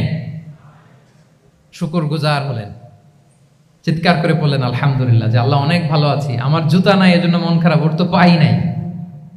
হ্যাঁ, এজন্য বেঁচে যে আছি এজন্যই আলহামদুলিল্লাহ। লা ইন শাকারতুম লা আযীদান্নাকুম ওয়া লা ইন কাফারতুম ইন্না আযাবি লাশাদীদ। আল্লাহ বলেন, যদি শুকরিয়া করো, শুকরগুজার হও, আমি আল্লাহ নিয়ামত বাড়িয়ে দেব। যদি নাশুকরি করো, জেনে রাখো আমার শাস্তি কঠিন। তাহলে বেঁচে যে আছি এজন্যই কি পড়া উচিত? জাহাঙ্গীরনগর বিশ্ববিদ্যালয় আওয়াজ করেন, বেঁচে যে আছি এজন্য কি পড়বো? আপনি যে অবস্থানে থেকে খুশি না, ভাল লাগে না আপনার, যে হায় রে আমি তো লুজার, আমার কিচ্ছু নাই, আপনার এই অবস্থানে পৌঁছাটা অনেকের জন্য স্বপ্ন। মানে যেটা পেয়ে আপনি হ্যাপি না, অতটুকু হইতে পারাটা অনেকের কি স্বপ্ন। আপনাকে যদি জিজ্ঞেস করি ভাই কি চান, কি লাগবে বলেন, কি চান, তা আপনি বলবেন যে শেখ আমি ধনী হইতে চাই, আমার একটা ব্রাইট ক্যারিয়ার চাই, আমি টাকা চাই, আমি খ্যাতি চাই, আমি ক্ষমতা চাই, এটা চাই। কত যে চাওয়ার ফিরিস্তি আমাদের। আপনি একটু একটা ক্যান্সার হসপিটালে যান তো, ক্যান্সারের 3rd স্টেজে চলে আসছে, ধুকে ধুকে লাস্ট স্টেজে চলে আসছে। আপনার তো অনেক কিছু চাই, আপনি ওকে একটু জিজ্ঞেস করেন যে ভাই আপনি কি চান। ও টাকা চায় না? ক্যান্সারের রোগী টাকা চাবে, খ্যাতি চাবে, ব্রাইট ক্যারিয়ার চায়। সে কি চায় বলেন তো একটু? সে একটু বাঁচতে চায়। যে ভাই তুমি কি চাও, বলবে আমি কিছু চাই না, একটু বাঁচতে চাই। বার্ন ইউনিটে যদি কখনো যাওয়ার সুযোগ হয়, দেখবেন যে চিৎকার করে তারা, এত কষ্ট, এই দহনের কারণে এত কষ্ট, তারা চিৎকার করতে থাকে হসপিটালকে কাঁপিয়ে। আপনি ওকে একটু জিজ্ঞেস করবেন ভাই কি চাও, বলেন তোর চাওয়াটা কি? ও শুধু বাঁচতে চায়। কিন্তু ওই বেঁচে থাকা নিয়ে তো আমাদের কোনো ফিলিংসই নাই। আমরা যে বেঁচে আছি এটা যে শুকরগুজার হওয়ার অনেক বড় একটা কারণ, আমরা এরকম করে ভাবিই না। এজন্য সুপ্রিয় সুধী মণ্ডলী, আমরা যে বেঁচে আছি এজন্য আলহামদুলিল্লাহ। শুধু বেঁচে থাকার কারণে আমরা কি পড়বো? তাহলে গ্রেটফুলনেস, আপনি যদি ইসলামিক লাইফস্টাইলে নিজেকে অভ্যস্ত করতে চান, আপনার যেমনি অপটিমিস্টিক হইতে হবে, অ্যাট দ্য সেম টাইম আপনাকে কি হইতে হবে? গ্রেটফুল হইতে হবে। 7 নম্বরে তাওয়াক্কুল। Put your trust on Allah because only He can help you, only He can protect you. And when you put your trust on Allah, you are in a divine shield. আপনি যখন আল্লাহর উপর নিজেকে ন্যস্ত করেন, আপনি একটা ডিভাইন, একটা প্রোটেকশনের ভেতরে থাকেন। বিশ্বাসীরা কি করে? আল্লাহর উপর ভরসা করে। কি করে? কার উপর? তদবিরের উপর, লবিং এর উপর, মামা চাচা? তাহলে আল্লাহর উপর ভরসা হবে। কার উপর? ফাইদা আযামতা ফাতাওয়াক্কাল আলাল্লাহ, আল্লাহর উপর ভরসা করব। এমনকি ঘর থেকে বের হওয়ার সময় রাসূল সাল্লাল্লাহু আলাইহি ওয়াসাল্লাম আমাদেরকে বলেছেন আল্লাহর উপর তাওয়াক্কুল করো। আমরা কি দোয়া পড়ি বলেন তো ঘর থেকে বের হয়ে? বিসমিল্লাহি তাওয়াক্কালতু আলাল্লাহ। এই তাওয়াক্কুল নিয়ে আমাদের অনেক মিসকনসেপশন আছে। আমাদের মধ্যে একটা প্রবণতা আছে, অনেকে বলে যে যা হবে হবে, আল্লাহ ভরসা। বলে যে যা হবে হবে, কি ভরসা? কথা বলতে হবে তো আমার সাথে। আপনারা কি বোরিং হচ্ছেন? ওরে আল্লাহ, অনেক রাত হয়ে গেছে, তো শেষ করে দেই তাহলে। আর কয়েক মিনিটের মধ্যে শেষ করবো ইনশাআল্লাহ। তাহলে অনেকের মধ্যে একটা প্রবণতা আছে, তারা বলে যে যা হয়েছে হয়েছে, কি ভরসা? যা করে আল্লাহ, আল্লাহ ভরসা। এটা it's not the concept of tawakkul. এটা তাওয়াক্কুল নয়। ইসলামে tawakkul is always at the second step. The first step is you revert. প্রথমে আপনি চেষ্টা করবেন, এরপরে আপনি আল্লাহর উপর তাওয়াক্কুল করুন। কিছু না করে যদি বলেন আমি আল্লাহ ভরসা, এটা আল্লাহ ভরসা হয়েছে? এটা আপনার মন গড়া একটা কথা হয়েছে, কিন্তু এটা তাওয়াক্কুল হয়? আমাদের অনেকে অলসতা, অকর্মণ্যতা, অপারগতা, হীনমন্যতা এগুলোর তাওয়াক্কুল বানায় ফেলাইছে। হাত গুটায় বসে থাকবে, কাজ করবে না, অলস, আর বলে কি আল্লাহ ভরসা। রিজিকের মালিক আল্লাহ, কিছু করবে না আর বলে আল্লাহ ভরসা। প্রিয় ভাইরা, রাসূল সাল্লাল্লাহু আলাইহি ওয়াসাল্লাম তিনি অলসতা, অকর্মণ্যতা, হীনমন্যতা, কাপুরুষতা, ভীরুতা এগুলো থেকে আল্লাহর কাছে পানাহ চেয়েছেন। নিজের সাধ্যের সবটুকুন তিনি করেছেন, তারপরে আল্লাহ ভরসা করেছেন। এবং পাখিকে ইসলামে তাওয়াক্কুলের মডেল বানানো হয়েছে। রাসূল সাল্লাল্লাহু আলাইহি ওয়াসাল্লাম বলেন লাউ আন্নাকুম তাতাওয়াক্কালুনা আলাল্লাহি হাক্কা তাওয়াক্কুলিহি লা রাযাকাকুম কামা ইয়ারযুকুত তুয়ুর তাগদু খিমাসান ওয়া তারুহু বিতানা। মানে তোমরা যদি পাখির মতো তাওয়াক্কুল করো, তাহলে পাখিকে আল্লাহ যেমন রিজিক দেয় তোমাদেরকেও রিজিক দিবে। পাখি কি করে বলেন তো? প্রতিদিন সকালবেলায় ওর ঘরের ভিতরে বসে বলে যে আল্লাহ ভরসা। বলে? বরঞ্চ কি করে সে? সকাল সকাল কিচির মিচির রবে দিক দিগন্ত মাতিয়ে সে বের হয়ে যায়, সারাদিন ঘুরতে থাকে। তাহলে খালি পেটে সকালবেলায় পাখিগুলো বের হয়ে যায়, আকাশে বাতাসে ছুটে বেড়ায়, আর বিকেল বেলায় ওদর পূর্তি করে প্রতিটা পাখিকে তার নিড়ে ফিরিয়ে দেয় কে? আপনারা তো বোঝা অনেক সহজ। এটা তো নাকি একেবারে আপনাদের জাহাঙ্গীরনগর, এটা তো নাকি পাখিদের অভয়ারণ্য শুনলাম আমি। কখনো আসা হয়নি আমার, দিনের বেলা আসা দরকার ছিল, তাহলে আপনাদের ক্যাম্পাস বিউটি আমি দেখতে পেতাম। তো তো পাখি কিন্তু বসে থাকে না, সকালে কি করে, খালি পেটে পাখিগুলো বেরিয়ে যায়, ওরা ওদের রোল প্লে করে, চেষ্টা করে, এরপরে বিকেলবেলা ওদর পূর্তি করে তাদেরকে নেড়ে ফিরিয়ে দেয় কে? তাহলে পাখিকে তাওয়াক্কুলের মডেল বানানো হয়েছে। আপনি হাত গুটিয়ে বসে থেকে বললেন আল্লাহ ভরসা, এটা হয়েছে না। আপনি আপনার সর্বোচ্চটুকুন চেষ্টা করবেন, সব করার পরে এরপরে আপনি বলবেন আল্লাহ ভরসা। তাহলে তাওয়াক্কুল হলো প্রথমে যে কোনো জিনিস অ্যাচিভ করার জন্য পরিকল্পনা করা, তারপর সে পরিকল্পনা বাস্তবায়নের উপায় বের করা, তারপর বিভিন্ন উপায় উপকরণের সাহায্য নিয়ে সেটা অ্যাচিভ করার জন্য প্রাণান্তকর প্রচেষ্টা চালিয়ে যাওয়া, অবশেষে ফলাফলের জন্য কার উপর নির্ভর করা। দিস ইজ কল্ড তাওয়াক্কুল। এখন আমি কিছুই করলাম না, বললাম যে যা করে আল্লাহ, তাওয়াক্কুল হয়েছে তো না? আমাদের সমাজে দুইটা ধারণা, কেউ কেউ বলে আরে আমি তো সব করব, তাওয়াক্কুলের দরকার কি? Absolutely wrong. আবার অনেকে মনে করে আল্লাহই সব করে দিবে, এটাও absolutely wrong. The concept of Islam is in between this two extreme lines. এই দুইটার মাঝখানে হচ্ছে তাওয়াক্কুল। তাহলে তাওয়াক্কুলের মেকানিজম হচ্ছে আমার সাধ্যের সবটুকুন আমি করব, তারপরে আল্লাহর সাহায্য আসবে, সেজন্য আমি তাওয়াক্কুল করব। আপনারা মুসা আলাইহিস সালামের ঘটনা জানেন। উনি যখন বনি ইসরাইলকে নিয়ে লোহিত সাগরের সামনে আসলেন, ফেরাউন তার সৈন্য নিয়ে ধাওয়া করলো, আল্লাহ তাআলা সাথে সাথে কি রাস্তা বানাই দিলেন নাকি? সাগরের মাঝখানে না। আল্লাহ বললেন আনিদ্রিব বিআসাকাল বাহর, লাঠি দিয়ে একটা বাড়ি মারো সাগরে। মুসা আলাইহিস সালাম বাড়ি না মারলে তো আল্লাহ রাস্তা বানাতে পারতেন না, না পারতেন না?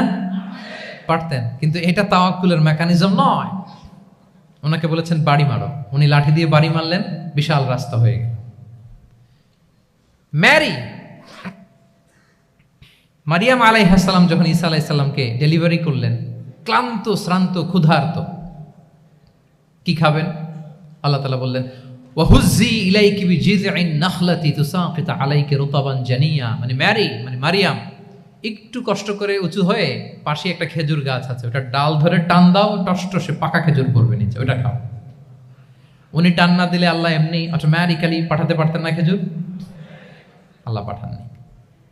তাহলে এই পৃথিবীর সিস্টেম হচ্ছে আপনাকে কষ্ট করতে হবে, আপনার রোলটা আপনাকে প্লে করতে হবে। ইসলামে tawakkul is always at the second step, the first step is your effort. আপনাকে চেষ্টা করতে হবে, তারপরে আপনি তাওয়াক্কুল করবেন, তাহলে এটা প্রপার তাওয়াক্কুল হবে। তাহলে এখন থেকে হাত গুটিয়ে বসে থেকে আল্লাহ ভরসা বলবেন? আমরা এটা ভুল করে ফেলি। রাসূল সাল্লাল্লাহু আলাইহি ওয়াসাল্লাম, ওনার কাছে আল্লাহর সাহায্য আসতো, জিবরিল আলাইহিস সালামও আসতো, তারপরেও কখনো তিনি নিজের ভাগ্য আল্লাহর হাতে ছেড়ে দিতেন না। আমাদের মতো যা করে আল্লাহ ভরসা বলে কখনো নিজের ভাগ্য আল্লাহর হাতে ছেড়ে দিতেন, বরং নিজের সাধ্যের সবটুকুন দিয়ে তিনি চেষ্টা করতেন, তারপর তিনি ভরসা করতেন কার উপর? আপনি হিজরতের ঘটনাটা দেখেন। আল্লাহ যেদিন বললেন যে আজ রাতেই তুমি আর আবু বকর হিজরত করো, রাসূল সাল্লাল্লাহু আলাইহি ওয়াসাল্লাম ওই দিন দুপুরবেলা আবু বকর রাদিয়াল্লাহু তাআলা আনহুর ঘরে গেলেন। তিনি কখনো দুপুরবেলা বেরোন না, তিনি কখনো মাস্ক পরে বেরোতেন না। সেদিন তিনি মাস্ক পরে বেরোলেন, খারাজা মুতাকান্নিয়ান, মুখ ঢেকে বেরোলেন। আবু বকর রাদিয়াল্লাহু তাআলা আনহুর ঘরে যেয়ে বলেন, আবু বকর আখরিজ মান ফিল বাইত, ঘরে যারা আছে বের করে দাও, প্রাইভেট আলাপ আছে। আবু বকর রাদিয়াল্লাহু তাআলা আনহু বলেন, ইয়া রাসূলুল্লাহ, আসমা আর আয়েশা একজন তো আপনার পরিবার, আর একজন তার বোন, আমরাই তো, বলেন। রাসূল সাল্লাল্লাহু আলাইহি ওয়াসাল্লাম আশ্বস্ত হলেন, বললেন যে আজ রাতেই আমরা হিজরত করব, আজ রাতেই। মক্কা থেকে মদিনা হচ্ছে উত্তর দিকে, কোন দিকে? আপার নর্থ। তিনি মক্কা থেকে মদিনায় হিজরত করবেন উত্তরে, কিন্তু তিনি বের হলেন দক্ষিণ দিক দিয়ে, শত্রুর চোখে ধুলি দেওয়ার জন্য। দেখেন, দিনের বেলা বেরোলেন না, রাতে বেরোলেন। দেখেন, একটার পর একটা প্রিকশন। দুপুরে বেরোলেন, চেহারা ঢেকে বেরোলেন, প্রাইভেসি মেনটেন করলেন। ডেস্টিনেশন এদিকে, বের হলেন এই দিক দিয়ে,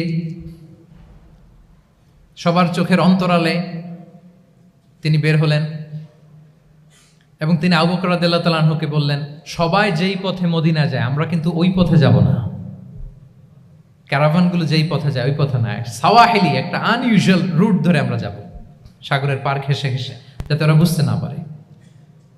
এই জন্য আবু বকর রাদিয়াল্লাহু তাআলা আনহু একজনকে ভাড়া করলেন, আব্দুল্লাহ ইবনে উরাইকেত নামে, যে আনইউজুয়াল রাউটটা চিনে, যে সাগরের পাশ ঘেঁষে চলে যাওয়া পথ দিয়ে মক্কা থেকে রাসূল সাল্লাল্লাহু আলাইহি ওয়াসাল্লামকে মদিনায় পৌঁছায় দেবে। 2টা উট তিনি 2 মাস ধরে এটাকে নার্চারিং করে রাখলেন, 3 দিন আবু বকর রাদিয়াল্লাহু তাআলা আনহু এবং রাসূল সাল্লাল্লাহু আলাইহি ওয়াসাল্লাম গারে সাউরে অবস্থান করলেন 3 দিন, যাতে করে বুঝতে পারেন যে মক্কায় তাদের ব্যাপারে কি বলা হয়। এবং আবু বকর রাদিয়াল্লাহু তাআলা আনহুর ছোট্ট ছেলে আব্দুল্লাহকে অ্যাসাইন করা হলো যে আব্দুল্লাহ, তুমি তো ছোট মানুষ, তুমি প্রতিদিন মক্কার বাজারে যেয়ে শুনবা যে আমাদের ব্যাপারে কুরাইশরা কি বলে। নিশ্চয়ই তারা তন্ন তন্ন হয়ে আমাদেরকে খুঁজবে, না পেয়ে ওরা কি কি পলিসি নেয় এটা এসে আমাদেরকে জানাবো। সুবহানাল্লাহ। ছোট্ট আব্দুল্লাহ মক্কার বাজারে কে কি বলে শুনে গোয়েন্দার মতো করে, স্পাইয়ের মতো করে সে তথ্যগুলো নিয়ে, খাবার নিয়ে গারে সাউরে প্রতিদিন ইনফরমেশন পাস করে আসতো, আবার খাবার দিয়ে আসতো। আচ্ছা বলেন তো, এই ছোট্ট আব্দুল্লাহ যেই পথে যায় মরুভূমির উপরে তার ফুটপ্রিন্ট আছে না? আব্দুল্লাহর ফুটপ্রিন্ট। তো কোরাইশরা তো তন্ন তন্ন হয়ে রাসূল সাল্লাল্লাহু আলাইহি ওয়াসাল্লামকে খুঁজতেছে, ডানে বায়ে সামনে পেছনে সব জায়গায়। তারা যদি আব্দুল্লাহর ছোট্ট পায়ের ছাপ পায় আর সেটাই যদি ফলো করে, তাহলে ডিরেক্টলি তারা কোথায় যেয়ে পৌঁছবে? রাসূল সাল্লাল্লাহু আলাইহি ওয়াসাল্লামের কাছে, গারে সাউরে। আল্লাহ রাসূল সাল্লাল্লাহু আলাইহি ওয়াসাল্লাম কি করলেন? আবু বকর রাদিয়াল্লাহু তাআলা আনহু কি করলেন? আমির ইবনে ফুহায়রা নামে আরেকটা লোককে অ্যাসাইন করলেন যে 3 দিনের জন্য আব্দুল্লাহ যখন তথ্য নিয়ে খাবার দিয়ে চলে যাবে, আমির ইবনে ফুহায়রা, তোমার কাজ হচ্ছে যেই পথ দিয়ে আব্দুল্লাহ হেঁটেছে এই পথ দিয়ে তুমি আমাদের ছাগলগুলোকে একটু চড়াই দিবা। তাহলে ওখানে ওই বাচ্চার আর ফুটপ্রিন্ট থাকবে না, ওই ছাগলগুলোর পায়ের ছাপ থাকবে। অনেক লম্বা ঘটনা, এরকম একটার পর একটা প্রিকশন আল্লাহ রাসূল সাল্লাল্লাহু আলাইহি ওয়াসাল্লাম এবং আবু বকর রাদিয়াল্লাহু তাআলা আনহু ওনারা নিয়ে তারপরে হিজরতের পথে রওনা হয়েছেন। এবং যখন রওনা হয়েছেন রাসূল সাল্লাল্লাহু আলাইহি ওয়াসাল্লাম ডানে বায়ে তাকান না, তিনি কোরআন তেলাওয়াত করছিলেন। হি ওয়াজ রিসাইটিং দ্য কোরআন, কারণ now he is in the state of tawakkul. এখন তিনি তাওয়াক্কুল করতেছেন। তাহলে বলেন তো, তাওয়াক্কুল কি শুরুতে না শেষে? তারপরে কতটা শেষে? আপনার চেষ্টা, আপনার তদবির, আপনার লবিং, আপনার এফর্ট, আপনার সাধ্যের নাগালে থাকা সব কিছু উজাড় করে দেওয়ার পরে আপনি বলবেন তাওয়াক্কালতু। আমরা করি কি? আমরা কি করি? আল্লাহ ভরসা। ভাই কি প্ল্যান আপনার? হুজুর আল্লাহ ভরসা।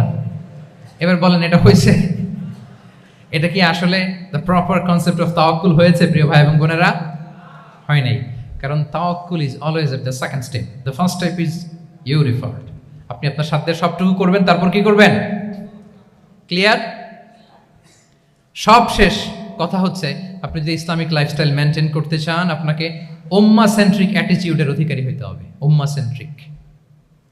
আমাদের মুসলিম উম্মাহ একটা দুঃখী উম্মাহ, নেতৃত্বহীন উম্মাহ, বলিষ্ঠ নেতৃত্বের অভাবে এদিক থেকে লাথি মারলে আমরা এদিকে যাই, এদিক থেকে মারলে এদিকে যাই। শুধু একটা স্ট্রং লিডারশিপের অভাব, ঠিক কিনা বলেন? এই যে আমাদের রোহিঙ্গা ভাইয়েরা 10 মিলিয়ন আসছে, ওনারা এখন 1 মিলিয়ন আসছে, 10 লাখ, এখন বোধহয় 2 মিলিয়ন প্লাস হয়ে গেছে বা 3 মিলিয়ন হয়ে গেছে। আমি গত মাসে গিয়েছিলাম রোহিঙ্গা ক্যাম্পে দেখার জন্য তাদের কি অবস্থা। এমন মানবতার জীবনযাপন তারা করতেছে। ধর্মে তারা কোন ধর্মের বলেন তো? আমাদের ভাই, আমাদের বোনেরা, তাদের কোনো সলিউশন নাই। কাশ্মীরের ভাই বোনদের কি অবস্থা দেখেন তো। আর গাজার অবস্থা নাই বা বললাম।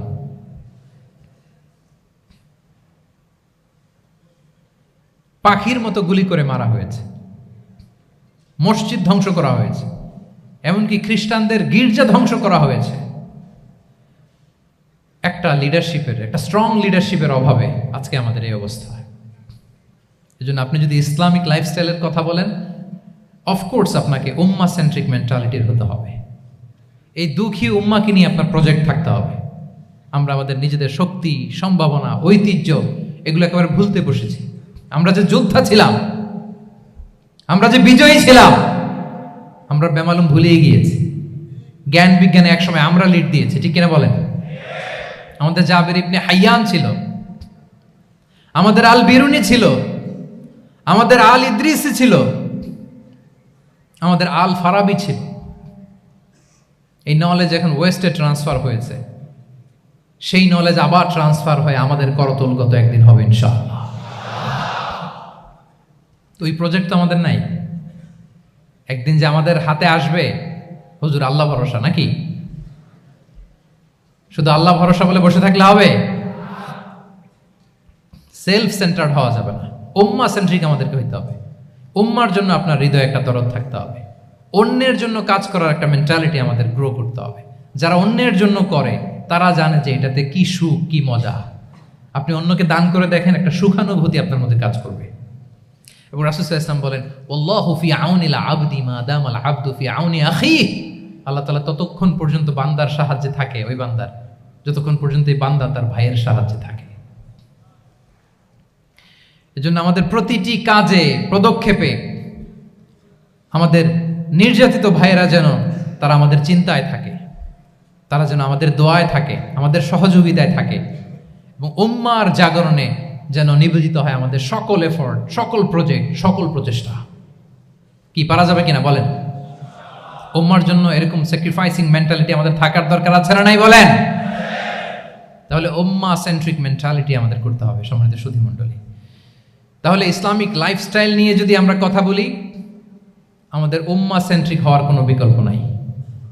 আমি যদি পুরো আলোচনার সামারি করি, তাহলে বলতে হবে, শুরুতে আমি যেটা বলেছিলাম যে এখানে পিক অ্যান্ড চুজ করে ইসলামিক লাইফস্টাইল অ্যাডাপ্ট করার আমাদের কোনো সুযোগ, মনে আছে যে কথা দিয়ে শুরু করেছিলাম? পিক অ্যান্ড চুজ করা যাবে মন মতো? না, পুরোটাই মানতে হবে। এবং 8টা, মোস্ট লাইকলি 8টা core values of Islamic lifestyle আমি আপনাদের সাথে শেয়ার করেছি। একটু যদি রিকল করি, 1 নম্বরে কি বলেছিলাম বলেন তো? হালাল, হালাল মেনটেন করতে হবে, হারামের সাথে আমাদের কোনো সম্পর্ক। 2 নম্বরে প্রোডাক্টিভিটি। 3 নম্বরে ফিতরা বেসড লাইফস্টাইল হতে হবে। 4 নম্বরে মডেস্টি। 5 নম্বরে হতাশ হওয়া যাবে না, মনকে তুমি বুঝিয়ে বলো আল্লাহ আছেন আমার সাথে, অপটিমিজম। তারপরে আল্লাহর উপর ভরসা করা, গ্রেটফুলনেস। 7 নম্বরে কোনো কিছু না করে, হ্যাঁ, সব কিছু করার পরে, মাশাআল্লাহ, অ্যাবসলিউটলি রাইট আনসার। সব কিছু আমার সাধ্যের সবটুকুন করার পরে কি করব? কার উপর তাওয়াক্কুল করব, এবং আমরা উম্মাহ সেন্ট্রিক চিন্তা লালন করব, উম্মাহ কেন্দ্রিক। পারা যাবে তো? এই কোর ভ্যালিউজগুলো যদি আপনি মেনটেন করেন, this would be the Islamic lifestyle. সম্মানিত সুধী, ইসলাম আমাদেরকে যে লাইফস্টাইল প্রেসক্রাইব করেছে, সেই প্রেসক্রাইব লাইফস্টাইলই আমাদেরকে সাবস্ক্রাইব করতে হবে। এর বাইরে মুসলিমের কোনো লাইফস্টাইল থাকতে পারে? এর বাইরে অন্য কোনো লাইফস্টাইল আল্লাহর কাছে গ্রহণযোগ্য হতে পারে? আল্লাহ তাআলা আমাদের সবাইকে কথাগুলো বোঝার ও আমল করার তৌফিক দান করুন। সম্মানিত সুধী মণ্ডলী, আমি আবারও পাঠশালাকে শুকরিয়া জানাই, বিশ্ববিদ্যালয় কর্তৃপক্ষকে শুকরিয়া জানাই, এবং দীর্ঘ 1 ঘন্টারও বেশি সময় ধরে আপনারা যারা এই লম্বা আধুনিক যুগে ইসলামিক লাইফস্টাইল শিরোনামের এই সেমিনারে অংশগ্রহণ করলেন, আপনাদের সবাইকে আবারও প্রাণ ঢালার শুভেচ্ছা এবং অভিনন্দন জানিয়ে আমার আলোচনা এখানেই আমি শেষ করছি। হাযা মা ইনদি ওয়াল ইলমু ইনদাল্লাহি আলাইহি তাওয়াক্কালতু ওয়া ইলাইহি উনীব। ওয়াসসালামু আলাইকুম ওয়া রাহমাতুল্লাহি ওয়া বারাকাতুহু।